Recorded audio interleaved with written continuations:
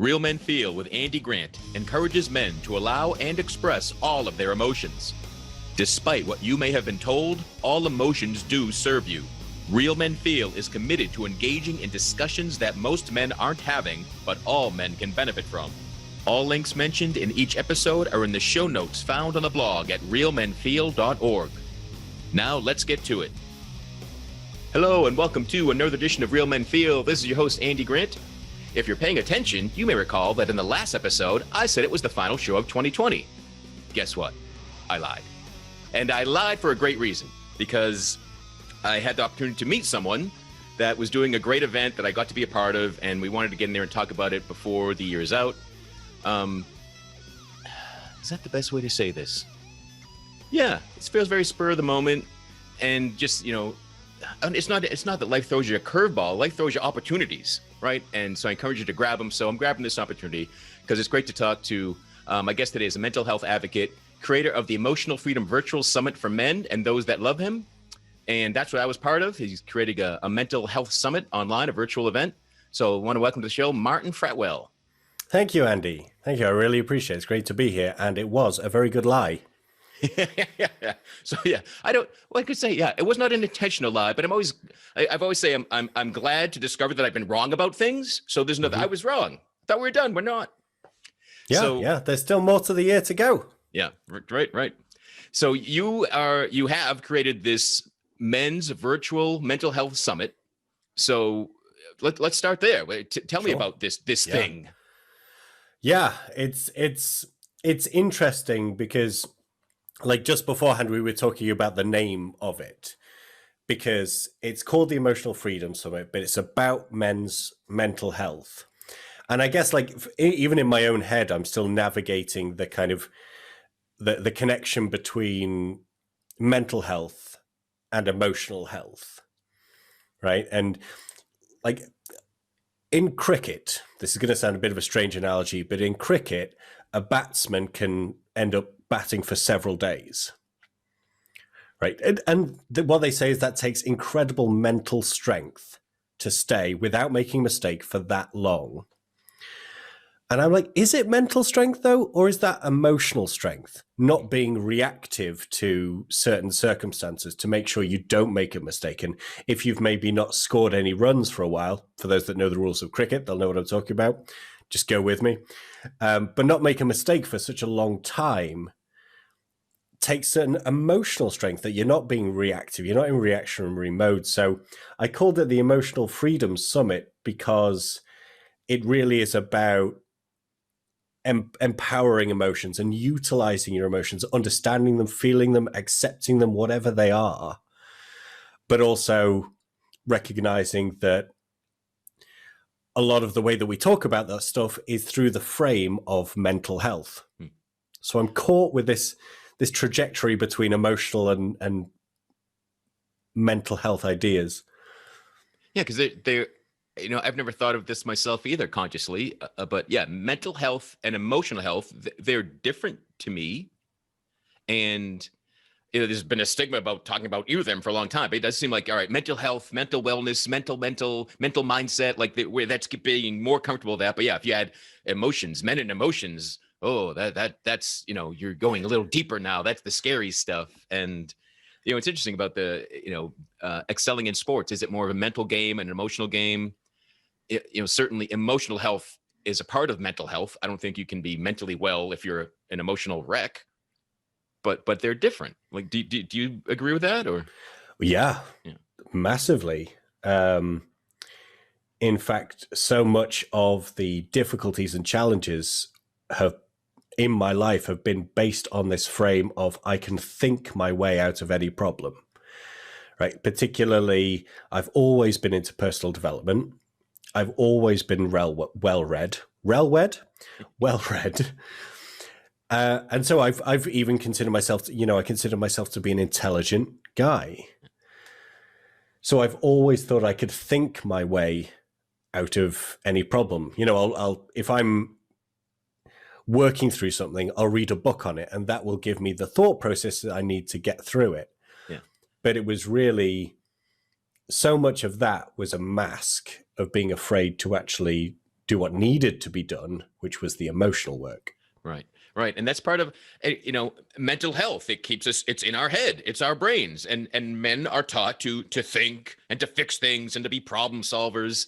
But the truth behind mental health, behind well-being is, dropping your consciousness, your energy, yourself down into your heart and being willing to feel.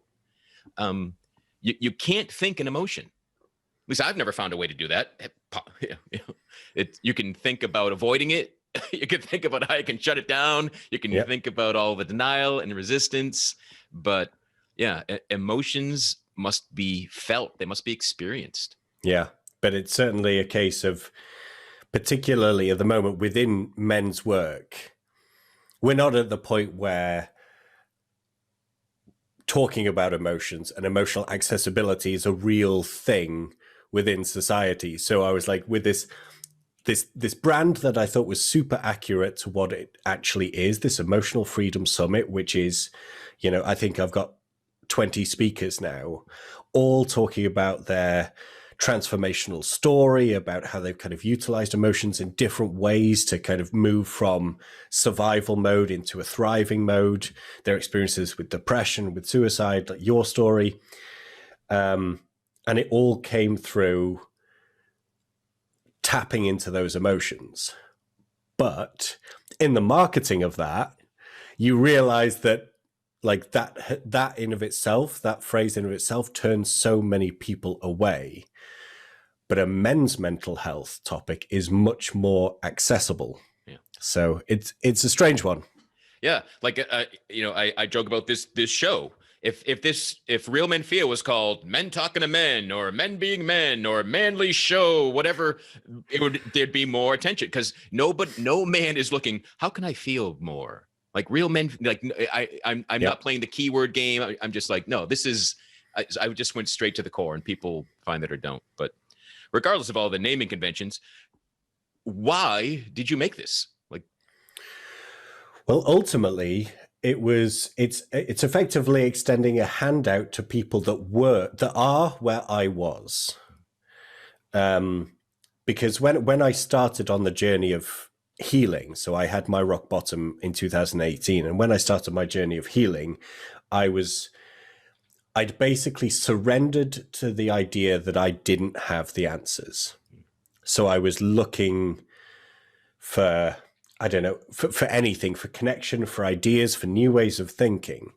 And what an example that I have is one of the challenges that I've been experiencing for the past 4 or 5 years is with erectile dysfunction. But I've only really started to admit that to myself recently and started to actually embrace it, understand it, and things like that. And so I was listening to this podcast on this very topic. And for the first 20 minutes, the podcast host and the person that he was interviewing, which was a doctor that had no personal experience with it, spent 20 minutes talking about how amazing their own intimate relationships were. And there I was trying to get information about something that was painful to me. And I just felt so disconnected to so much of what I was kind of consuming about these topics. Even my experiences with depression didn't resonate to my understanding of depression.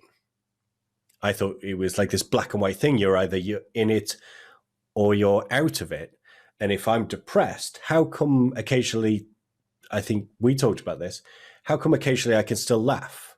How come I can still be connected? How come I can still experience joy if I'm depressed?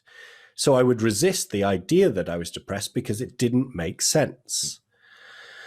So the aim of this summit is to kind of fill that gap.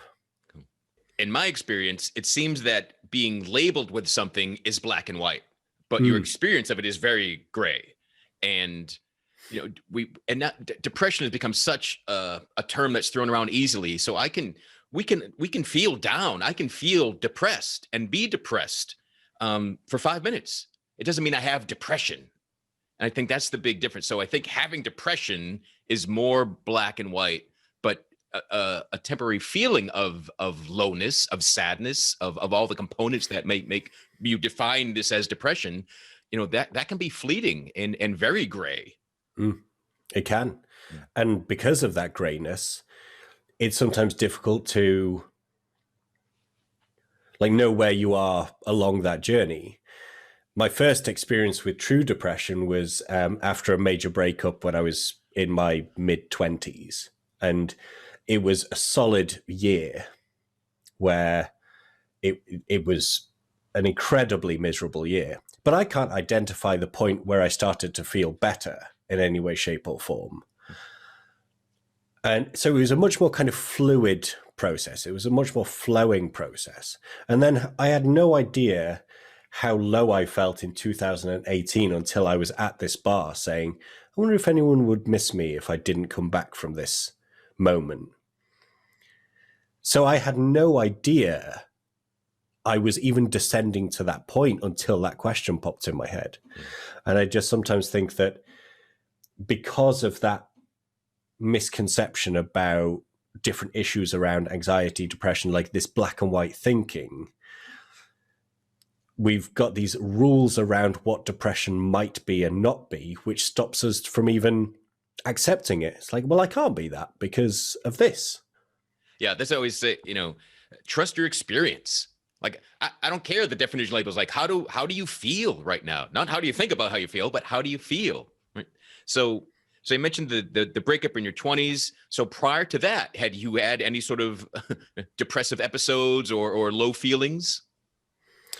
I was an angry teenager. Yeah. I'm not sure if that's the same thing. No, certainly teen angst, which was, that was a kind of a different time. Yeah. But I certainly remember kind of one key moment of reading a book where there was this amazing character in it. And then overnight, my personality transformed from this kind of teen angst, angry person through to like fully loving life, because I started to embrace the values of this amazing character. But I lived a very kind of unconscious life up until that point. It's pretty bog standard narrative. And then when I started getting into the personal development world, I was still to a certain degree unconscious, but with a growth oriented path. Okay. So I started chasing money and status and things like that because I was just filling my life with skills. So was it your anger that first had you look into personal development? You didn't like being angry? I would say that's pretty spot on. Although I didn't know it. Okay. So you knew you knew you could somehow feel better, but you weren't sure if something was wrong with right now? Exactly. So I didn't take on personal development to solve anger issues. I took on personal development because I figured if I was like rich, loved, on stage, adored, celebrity status, I knew if I was doing those things, then the anger would go away. Gotcha. It's so funny because just again, from my own path, I hear someone talk about personal development and it's all inner work to me. You can do personal development. It's about outward things. Like, wow, it's just so terms and what they mean to different people. So it's pretty interesting. So you have the breakup and so it's your first, big emotional loss, setback, and it brings on these depressive feelings. And did you go straight to this trip to Bali to try to make yourself feel better, or what sort of gap was in between there? No, there were several years between that. And again, kind of externalizing things, I decided to get super fit, ran a marathon, was doing CrossFit, got kind of really healthy, got really, really good at work, got the opportunity to move to Los Angeles and set up an office there as the kind of VP of sales for this events company, and started being kind of really successful at work. Health was great. Incredibly lonely, like phenomenally lonely. And I kept on trying to solve this loneliness through other things. So then I kind of moved to Denver. I was like, oh, well, if I can connect to nature, right? If I can go out into the mountains and I got a dog, I got a husky, right? And I started to kind of like, if I can just live a certain life, and I was trying all different lifestyles, but if I could live a certain life, then I will be loved. And I had no idea at the time that I was doing this. It's only now that I can look back. I knew I was doing these things. And then I actually lost my visa in the US and couldn't renew. I didn't do anything wrong. They just changed the legislation. And that was just when I was like, well, I tried to eat, pray, love my way to happiness by going to Bali and experiencing spirituality and try and connect with like the spiritual culture and the yogi culture out there. And I got there and I was miserable and lonely again because I was still trying to solve my problems with an external force. And so I'd kind of go on these, I'd meet some people that I went out there to meet and hated them. I hated everybody, which was, it feels so strange to me now to look back on. All I wanted was to solve this loneliness, was to connect with people, was to have intimacy. And I'm not talking necessarily specifically about sexual intimacy, but connection with people. But I hated everybody. I judged everybody. Was the ED part of this loneliness? Was the ED in your life at this point? It was, but I was certainly ignoring it. It wasn't kind of a relevant thing that was coming up very often. I was single, so I wasn't kind of particularly sexually active. So I could certainly bury it. And I think, there was a good chance that I was pushing people away because of that experience, right? And it probably became this cyclical thing where it was compounding on each other, where the ED was forcing me to push people away, but pushing people away was making the ED worse because of the psychological impact. So like now I'm on a healing journey. I'm kind of unpicking a lot of these. You could probably see it in the way that I'm talking and hear it in the way that I'm talking, that and part of everything that I'm doing with the summit and Don't Fret as a whole is telling the story whilst I'm going through it rather than a look back. So looking back now at the times that you believed you hated everybody, why do you think that was?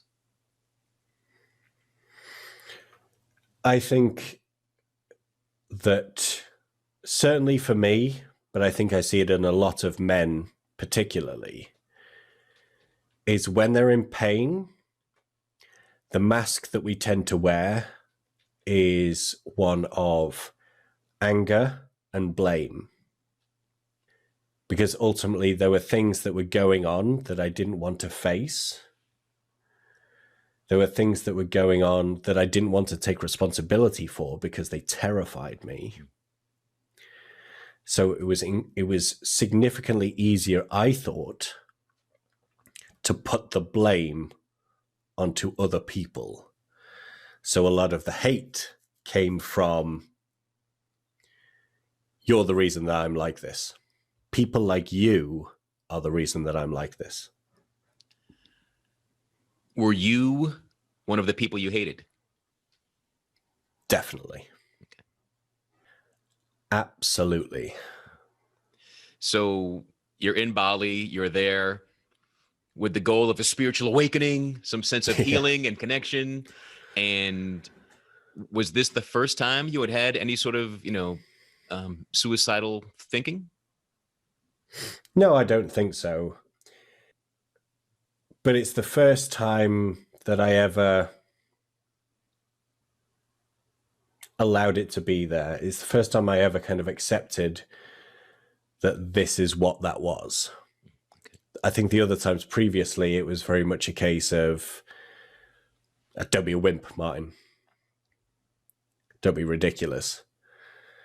You're just being soft. And this was the first time I ever allowed myself to say, is that, or at least ask the question, is that a suicidal thought? Is that suicidal ideation? And what's even interesting now is thinking back is like, I still have no idea whether it was or not. Like, because I never once even considered actually doing anything. I never once considered putting in an action plan. I literally just asked questions like, I wonder if anyone would miss me if I didn't come back. It was like, I know they'd miss me for a bit, but would it really matter, in 6 months' time or a year's time? But again, that idea of like having to classify it as a suicidal thought or a suicidal ideation or a thought that means this, like almost trying to diagnose that thought, is in of itself a judgment on the thought. I don't know what it was. I know it was a transformative moment. Right. So you called it rock bottom. So were those thoughts your rock bottom, and you realized I don't want to think these thoughts, and that started to change, or something else? It was a 3-month process, I would say, starting with that, because I was still, I then went to Kuala Lumpur, Vietnam, Thailand, the Philippines. So it wasn't like I had that rock bottom and all of a sudden there was a brand new trajectory of awakening. We love the idea of a hero arc, but that's not how it happened. But I kind of sat in that place for a good 3 to 4 months as I explored these amazing places. And then it was only actually coming back from the trip, a calendar invite popped up in my Outlook for this weekly mindset call that was part of a coaching program that I was in to teach me how to better use LinkedIn for lead generation, of all the things, right? And it was this weekly mindset call that I never went to because, again, I was like, I don't need mindset. I'm a smart guy. I can think my way out of any problem. It's fine. But something made me attend that thing, that the kind of idea of surrender, I'll do anything to feel better than this, made me turn up. And I didn't speak for the first few. And then eventually, one of the other attendees, an older woman, told her story of loss because she just lost her mum, who was very, very ill and in a lot of pain all the time. And she openly admitted to say that obviously she's massively grieving. She's going to miss her mum. It's very painful, but she's also slightly grateful that the pain has stopped for her. And I felt that took courage to be able to actually admit that you might be grateful that your mum's passed. There could be so much shame in that. There could be so much. So for me, that was incredibly courageous. And then the very next week was the first week I ever opened up about any of the stuff that I was feeling. It took somebody else to share their story first. Yeah. I think that's common for humans. It's especially common for men. And that can be, a good aspect of like being in a men's group. That first person that shares something, then almost the competitive nature of men will go like, well, you're going to feel, well, then I'll feel more than that. I'll share, I'll go deeper. I've seen that happen. So that's, great. And if that's what we've got to do, then yeah, we'll take it. Yeah, right. It's a way to use, what we've got. Yeah. Why do you think we need to hit a rock bottom before we're willing to do something about it? Well, ultimately the dream is for that not to be the case, because that's where we're going to lose a lot of people. That I think that's that key moment is where men can get to, and some men don't come back from that. Well, for yourself, so you had years of anger, you had periods of depression. Like, why did you have to feel worse before you could see that I can feel better than what I'm doing? Yeah. And I've always I've had this feeling for a while now that as a society, we tend to try and think of the one thing, right? Like, because immediately when you ask that question, I'm thinking like, what is the one thing that means that we have to have a rock bottom? What is the one thing that is stopping us from getting to that point? And that's just my approach to answering that question. I think so many of us take that approach to answering a question to think of it's the one thing, where in fact it's often a compounding impact of multiple things. So when you ask that question, the truth is I don't have an answer to that question, but I have a lot of curiosity about that question. I have a lot of exploration around that question. And I think that's kind of really important. I realize I'm kind of skating around the answer a little bit, but I often think that when you get a question as big as that, it's not a case of getting an answer, ticking the box and moving on. It's having consistent curiosity about that type of question. And what I love in that answer is one of the masks for so many men. I said, I don't know. And it's fine, encouraged, allowed, approved to not know everything, to not have an answer for everything, even if you've lived it. Like with my years of depression and multiple suicide attempts, people often ask me like, well, what's the one thing that turned it around? There wasn't. Yeah. If there's one thing, it wouldn't have taken me so many attempts and years to figure it out. It's not one thing, right? So maybe it is, maybe rock bottom, and rock bottom is a thing that's different for everybody, but maybe it is, the cumulative effect, all the little things or all the years of slow, it's something clicks in us. And it's not necessarily, it doesn't have to be a rock bottom. It's a moment of alignment or the possibility, for you, it might've been like that, the asking, like, is this so bad? Like, what if I just disappear? What if I never come back? And did that like shock part of you to go like, wow, this, I might be worse than I realized, right? Did it kind of force an awakening? Yeah, definitely. And it's exactly what you said as well. Because like I mentioned before, we love the idea of a hero arc and a hero's journey where you've got an obstacle overcome, you have that transformative moment, and then you come back stronger and slay the beast or defeat the demon. And I've had this argument a few times, but it just doesn't feel that way to me. It doesn't feel accurate. So I can quite easily say, yes, for the simplicity of conveying a story, I can say that I had this rock bottom at the rock bar in Bali, because it's got that rock alliteration as well, right? It's had my rock bottom at the rock bar. But the truth is, I was descending, or not even descending, right? Flowing, because it's not a straight descent. Flowing that way for many years. I sat there in that place for 4 to 5 months before finally kind of thinking, I don't want to feel this way anymore. I surrender to the possibility of other ideas, that I don't have the answers. Started attending these group meetings, was a good 3 months before I even opened up to begin with. Then even after I opened up, I was incredibly vulnerable in that moment. I had a massive vulnerability hangover. So then it was another 8 weeks before I even said anything ever again.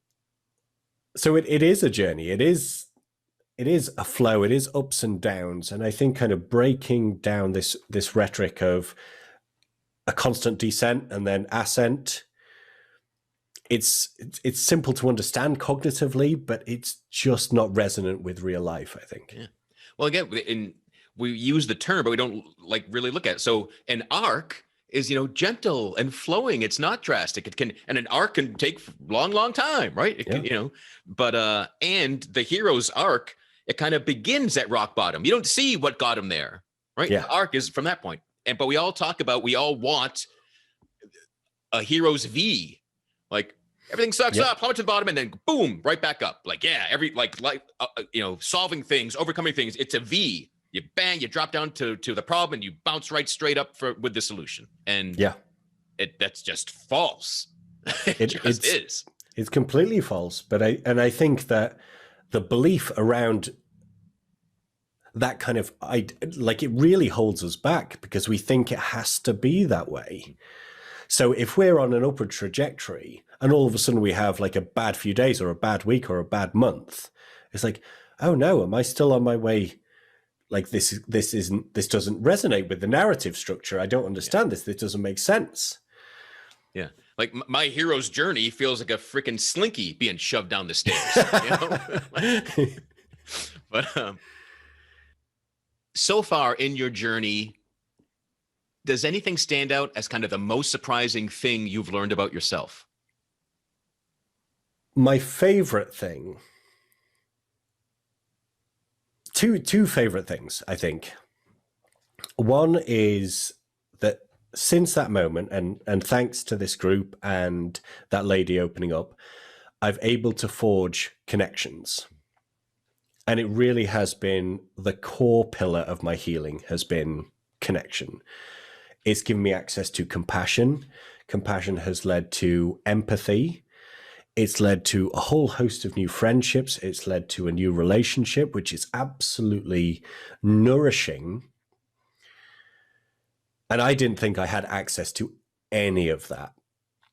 And even I had a certain kind of background that I think a lot of people my age have, where we have parents that are, slightly homophobic. So, I had that upbringing. I would only ever hang around with straight white dudes. Now, all of a sudden, I've got friendships with gay men and transgender people, both men and women, gender fluid individuals, and understanding their story and having that level of compassion and there's such a freedom in that, where you go from this point of hating everybody to literally hating nobody. There's no judgment there anymore. And that transition happens really surprisingly quickly. And I love the fact that I've got so many diverse friends and their stories are absolutely incredible. So that's one. The second one is I'm really surprised with how much you can actually open up and be vulnerable and it be okay. That has been a absolute game changer. Don't get me wrong, I've still made like a few slip ups here and there. I remember my brother was a manager of a football club, and I used to go watch every week, and one of the substitutes was on the bench. And obviously this is a very kind of lads environment. They're good guys, though there was none of that kind of locker room talk. They weren't those types of individuals. But I was talking to one of the substitutes, and he was asking me what I was doing, and I was talking about this summit and stuff like that. And it's like, oh, well, why are you doing that summit? And I mentioned that I had my challenges with erectile dysfunction, and this guy was just like, had no idea what to do with that information. So I kind of learned along the journey, make sure that you know who's safe to talk to about certain subjects. But even with that environment, a few days go by, like we're back to this exactly the same level. I might not talk about erectile dysfunction with him again, but we're still very, very good friends. I haven't lost anybody in my life that is important by being vulnerable. Yeah. And just because took someone by surprise and it was like a gut punch to them. So they're not comfortable yet. But yeah. You are, yeah. So because someone else's discomfort, I would encourage you, don't let that, don't judge your vulnerability. And, it might have helped him because that'll sit with him like, oh man, that guy was so brave, or he dared say those horrible words, right? That'll stick with him more than, hey, how's the weather? Good game, kind of, bullshit level conversation. Yeah. Yeah. To go, and it's just 2 years ago. So Bali was just 2018 for you. Yeah, end of 2018. It was November, I think. So to go back there, you're having, we won't give it a term, but you're having your moment of introspection, and you're asking. So if I ask you those same questions now, does your life even matter?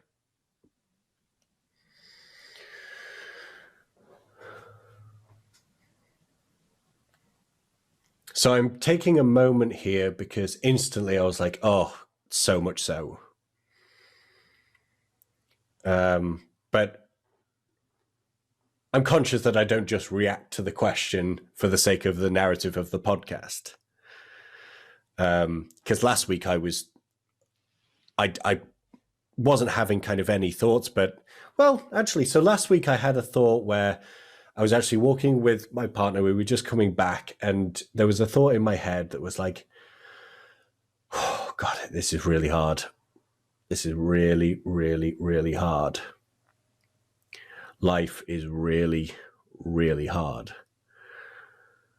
So I 100% still have thoughts like that, but they are just so infrequent. So what I can tell you right now is that my life matters to me more than I can even put into words. Beautiful. Has the ED changed at all since you've gone through healing and being willing to feel, not just think through things? Has it affected that at all? It's a good question. I'm not entirely sure. Good days, bad days, good experiences, fearful experiences. The truth is, it's very much still the scariest thing that I have to do next.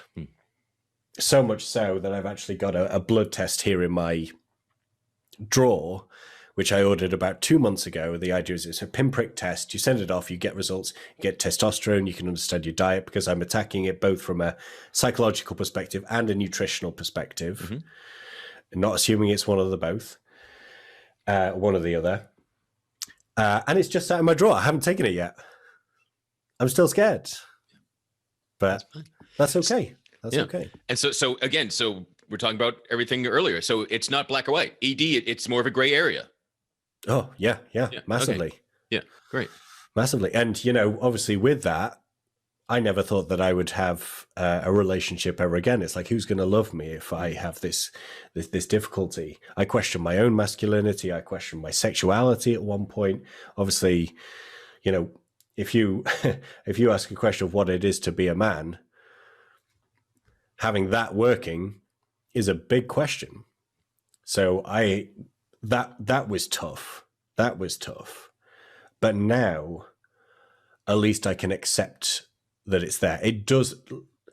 My self-worth as a man has zero connection to that experience. Yeah. Great.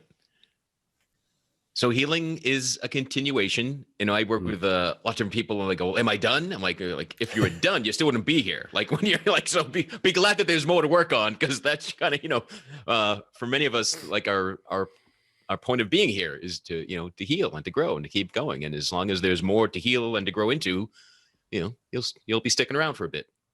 Oh yeah, yeah. Cool. And there's so much freedom in the healing process as well. You don't need to find the end point, do you?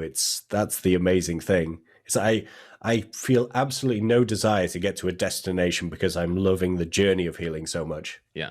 Yeah. And I mean, that was a cliche I'd heard so many times and hated it. But like, oh, wow, I'm living that. Yeah. Enjoy the journey, not the destination. Like, used to hate that. Like, that's bullshit. You just, the point is to get places and get things done. No. And again, like, glad to be wrong. Yeah. And there's an argument to say that if you feel that way, are you on the wrong path? Are you on the wrong journey? Right. Yeah. Are you rushing to get to the end of the thing you hate so you can do something else? Yeah. And for me, I'm loving the healing journey so much that to me is the validation that I am on the right path. Yeah. Beautiful. True. So where can people get more information on the summit? Because the kind of the official launch, the live event of it has passed, but can people still catch up with the summit in some way? Or yes. Because one of the kind of benefits of any virtual summit is the content can remain evergreen. So our interview can last forever, right? So 100% people can get a free trial, which means that you get access to the summit as if it was the live dates. So you can get a 4-day free trial. 20 plus interviews, really, really in-depth stuff with some bonuses included as well to make it a summit experience, which is at don'tfretsummit.com. Cool. And was this experience with the summit a good one, bad one? Is something you would do again? Like, what are your plans for the future? That's a really good question. I've been doing events now for 15 years, and the weeks before an event have always been stressful. After virtually every event, I've told myself never again. Then that always changes. Right now, I have no idea. All I do know is that since I keep telling myself, okay, the interviews are done, right? And then I met you. And then I said, the interviews are done. And I met this military guy called John Foley, who has a ridiculously amazing story about recovery. So I'm not done. I'm not done in any way, shape, or form. I just don't know what it's going to look like next. Great. Yeah. So that the process, the journey, I mean, if when we can accept that we are in process on a journey, then anything you're creating and using to express yourself is going to be in this constant working state as well. And that's okay. Yeah. More than okay. That's the way it should be. That's how it's designed, right? Yeah. The masks and the freaking bullshit that you got the answer, if you got it all figured out, everything is complete in its box and wrapped up pretty. I mean, life can be hard. But it doesn't mean it's not worth doing. Yeah. Right. And that's the big thing that I could learn. Like, yeah, life can, there could be challenges and difficulties. Certainly can be, but it doesn't mean, all right, I give up, pack it in, too much. Right. I've keep finding, and my experience, people I talk to, life isn't harder than you are. So if that's what guys can take away from hitting their own rock bottom, realize, oh, I'm tougher than that rock I hit. Yeah, right, exactly. Yeah. If we needed a kind of metaphor to speak to men, it's like, be tougher than the rock. Yeah. Awesome. Well, I really appreciate what you're putting out into the world. I appreciate how open you are with the emotional aspect, with the ED aspect. Again, things that many more guys deal with than will open up about. Yes. Yeah. So, and I knew that as I was embarking on this journey. At one point, I had to say to myself, "Oh, you're going to have to tell your story, Martin. You can't just expect everyone else to tell theirs." So, yeah, that's what I'm here. Yeah. Again, there's healing in telling your story. Yeah. I see that over and over. Beautiful. Awesome. Well, thanks, Martin, for joining us. Thanks, everyone, for listening. Visit realmanfeel.org for links to get to the summit, to learn more about Martin, what he's up to. And, this time it's not a lie. This really is the last show of 2020. There's no more time left. So have a fantastic Christmas, a great New Year's. I hope you're able to safely connect with friends and family. If you want to connect with me and explore how you might hit the ground running in 2021, glad to have a one-on-one conversation with you. Not a podcast, just a private conversation to help you get clear on what you want in your life, what's in your way, what you can do about it. Visit theandygrant.com/talk. You can book a no obligation, no cost appointment with me. And in the meantime, be good to yourself. Enjoy the journey. It is worth it. Stay. Thank you for listening to Real Men Feel. Contact us at realmenfeel@gmail.com. Learn more about author, coach, and healer Andy Grant at theandygrant.com. If you enjoyed this episode, it would help us greatly if you gave a review wherever you are listening right now. It takes less than a minute and helps other people discover Real Men Feel.